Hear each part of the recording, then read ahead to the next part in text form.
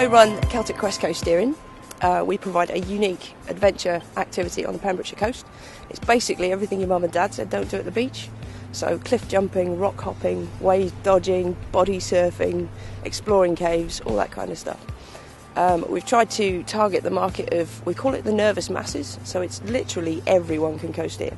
As a small business, obviously we've got a really small, non-existent budget for marketing, so social media and other online advertising was just ideal because it's free.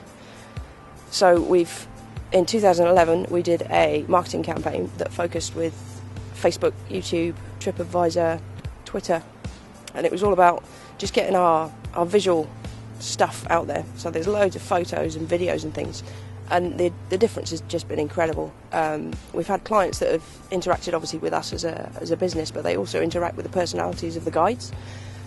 So they'll turn up at the beach already knowing us, I suppose, before they even take part in the activity. Last summer we did a campaign whereby the guys dressed up as gorillas. We dubbed it guerrilla marketing. They went around the county putting QR code stickers all over the place, notice boards and things, trying to maximise on the human curiosity to see if they'd scan through. The QR code led to a YouTube video, and that's just been astonishing, the feedback that we've had from that. From people booking because they saw the videos, and our stats are just nuts. The results of the campaign have just been astonishing. Bottom line, we're up 20% on bookings compared to last season, and then the individual parts of the campaign. So our goal on YouTube was to get 20,000 views. We're currently sat at about 33,000, so it's worked. With TripAdvisor, we were aiming to be #1 in Wales for attractions and things to do. So we're currently #1 in Wales. We're #1 in the UK.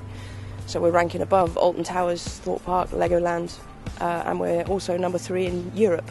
That's against 63,000 other attractions. So it's definitely been successful.